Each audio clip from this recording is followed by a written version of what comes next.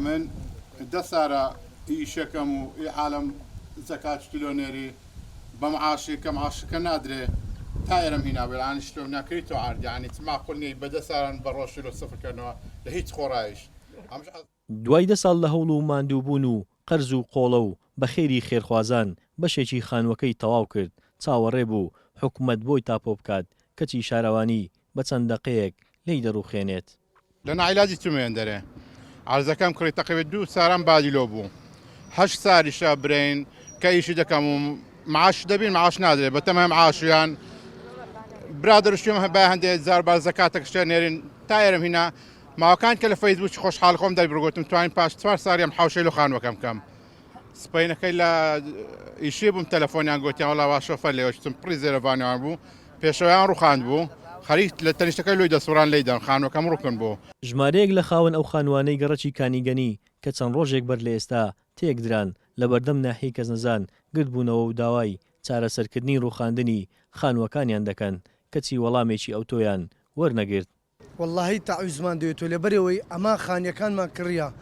حکومەت ئەگە دەیزانی جێیەکە تێک دەچێەوە دەبی بابی گوت بە کا کەسی مەچلێدا بابی گوت بە ئێرە بەیزن و عچی کەس دوێنێ خانی لێ دروستکە. برای بەڕێزم ئەمە لە بەس سعاتم قەیم کرد لەبەوەی سعاتم قەی لە پەرلەمانی دەرچوو ئەس ئەو خانیانە وێن دەرێ هەمووی تاپۆ دەکرێتن ئەمی زمانی سعاتم ڕاشتا دەس ئەو سعاتی سمێنێک کە تاپۆگرا خانەکەی تاپۆکەم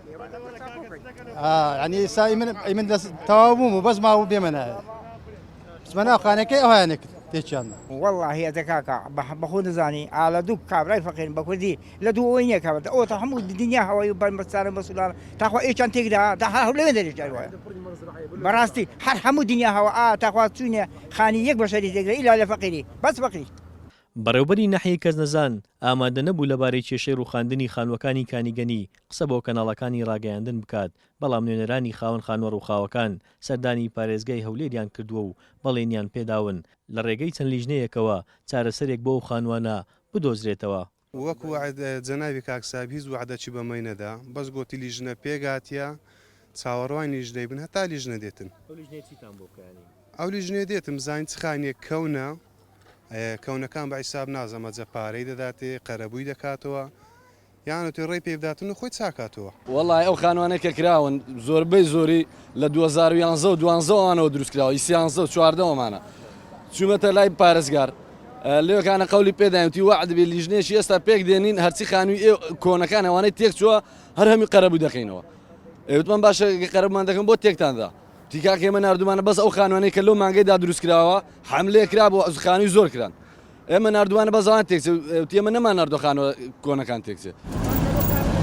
گەڕەکی کانیگەنی گەڕێکێکی هەزار نشینە و زۆربەی خانووەکان بە شێوەی زێدەڕۆیی لا ساڵانی ڕابردوو دروستکراون هەرچەندە بڕیاری تاپۆکردنی خانوە زێدەڕۆکان هەبوو کەچی شارەوانی زیاتر لە 100 خانووی ئەم گەڕەکەی ڕوخان. سەرباز محەممەد گەلی کوردستان هەولێر.